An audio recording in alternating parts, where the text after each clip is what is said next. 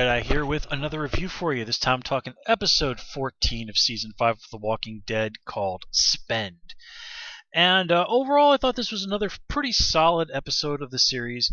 It just really feels like they're really taking their time getting towards the season finale. Now, the previews indicate to me that the gloves are really going to come off next episode, and I'm guessing we're probably going to be looking at some sort of very action-oriented cliffhanger going into season 6.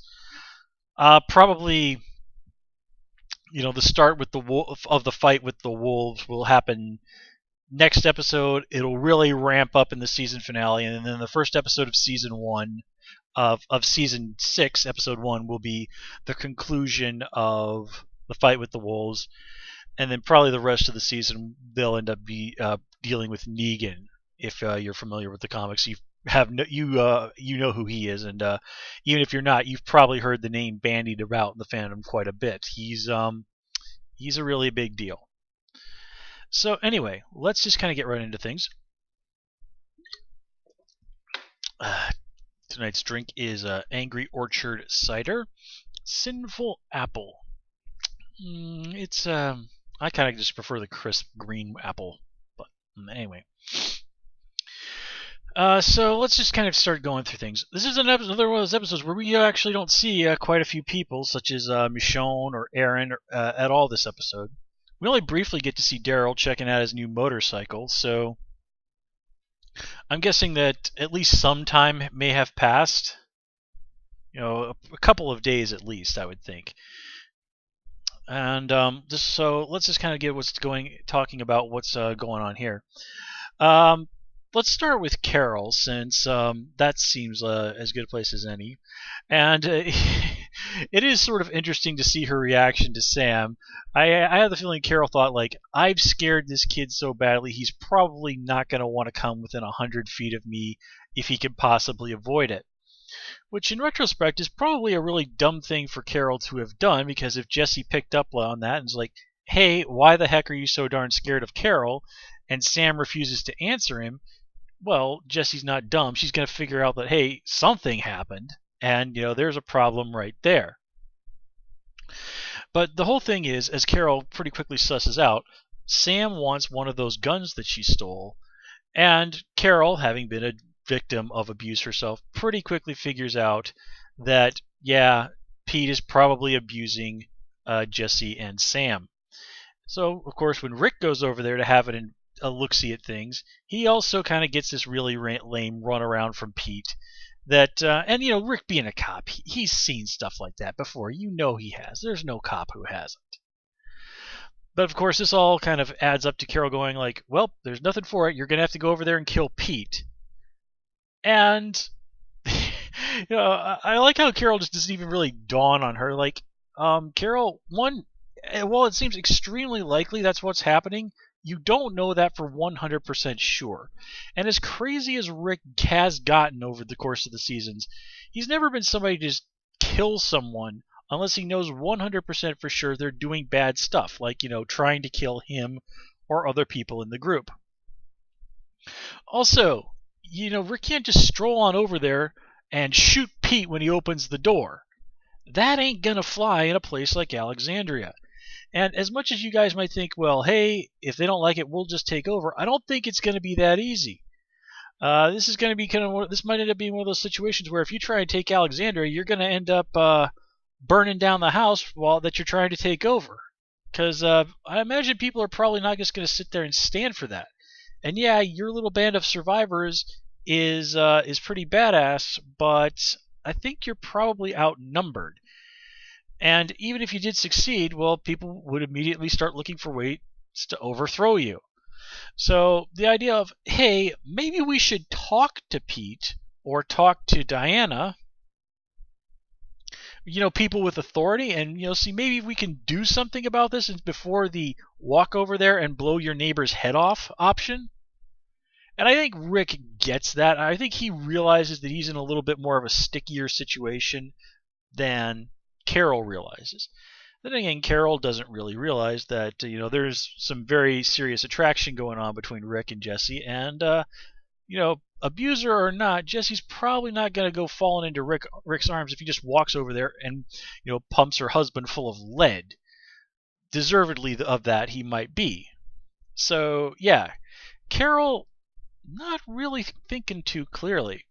And if this is actually a little bit of a trend for her, I mean, Carol is as going back to the prison, seems to be a person who is very much don't spare the force to an almost excessive degree.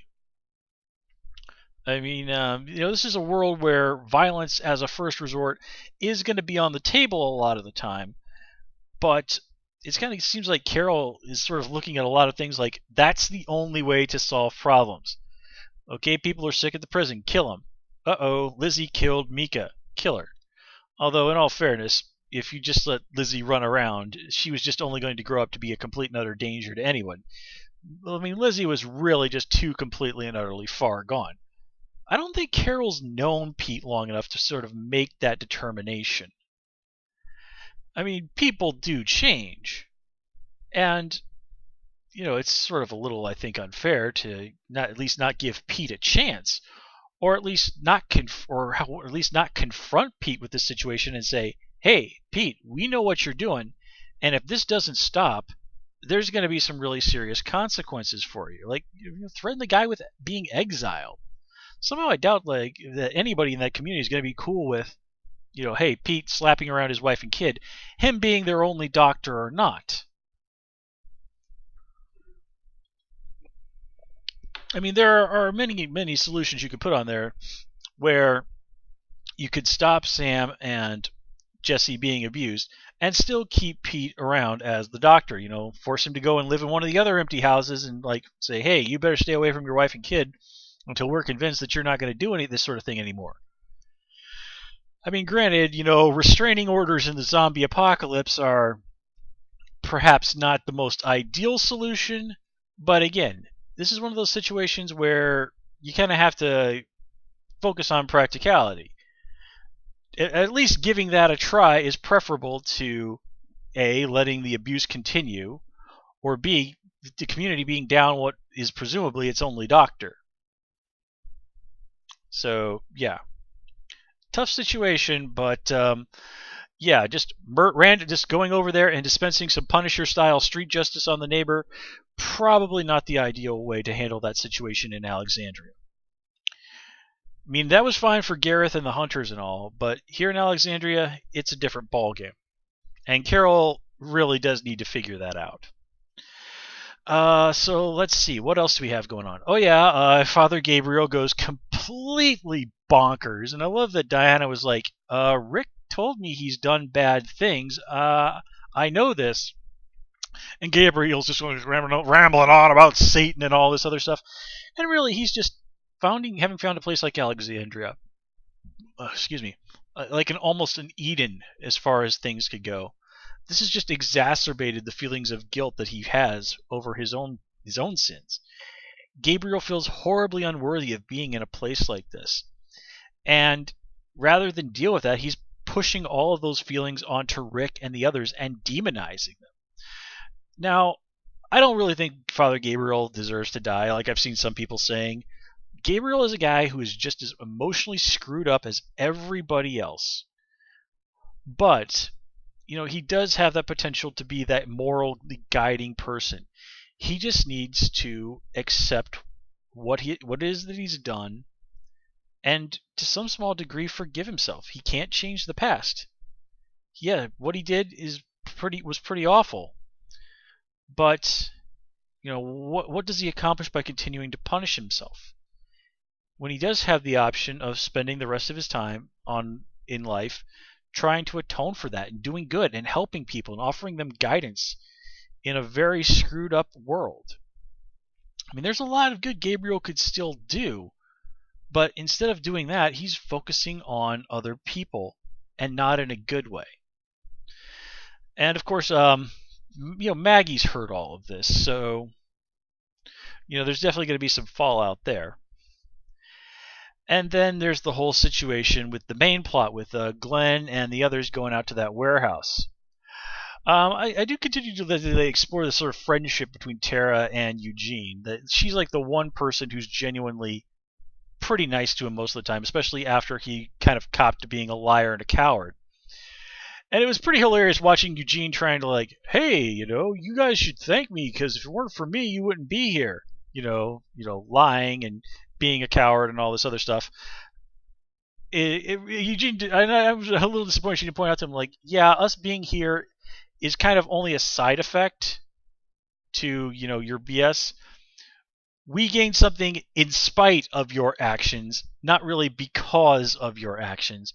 And oh yeah, remember all those people who died getting you to Georgia where you met up with the rest of them? Yeah, they didn't get anything out of helping you, so you're full of it, Eugene. She doesn't do that. But we do get to see Eugene finally man up. I mean, he takes down a couple of walkers. He even beats Nicholas in a fight. And, he really goes out there and distracts the walkers. And at least that helps Glenn survive. So, yeah, Eugene is never really going to be the action hero-y sort of guy. But, he did find at least a little bit of courage within him. And, his commitment to saving Tara's life is real and genuine. He really does care about her. Because, as I said, she's the one person in the group who's really been very unconditional with him. She handled him lying to her about his whole situation better than anybody. So it's understandable that Eugene would really want to hang on to having that person in his life. Even if them being more than friends is just absolutely never going to happen. Let's see. Oh yeah, and of course Abraham gets a really cool moment of saving the scout, the lookout on the work crew, and getting an absolutely awesome zombie beatdown scene. So much so that even Tobin, I think the guy's name was, steps up there and says like, "Hey, Abraham ought to be in charge, not me." And this has to be something that's really interesting to look at from the people from Alexandria. These guys stroll in, and in no time flat, Maggie is Diana's assistant. Rick and Michonne are the cops. With Aiden dead now, Glenn is sort of seems to be the default guy in charge of supply runs. You've got Carol, sort of not exactly in a position of huge authority, but she's definitely kind of somebody who has her hands in a lot of the pots. You've got Daryl on the scout team, and now Abraham's in charge of the construction guys. So even without firing a shot, firing a shot really at anybody in Alexandria, Rick's crew is basically kind of almost taken over. So you can kind of see how some of the people in Alexandria might be a little paranoid about that if they stop and think about it. And of course, then there's the question of, hey, how are people going to react to Aiden's death? Are his parents going to flip out and suddenly turn on Rick and his crew? Well, I don't think so. They seem a little bit too level-headed for that. But, what about their other son, or just the fact that grief makes people do crazy things? I mean, anything's really possible. And then we got to talk about this. I swear, like, watching Aiden and Noah die this episode, oh my god, those have got to be the nastiest, goriest deaths they have ever done on this show. I mean, yikes. I mean, just watching poor Aiden, I mean, yeah, he was a jerk, but he certainly didn't deserve that. And just the horror and pain of dying like that. And Noah, it was almost as bad. I mean, jeez. Poor Glenn, huh? I mean, this episode really drives home the just absolute horror of the zombie apocalypse. The whole idea of these things just devouring you while you're alive, and the horror and the pain that must come with it. I mean, it's an excruciating, awful death.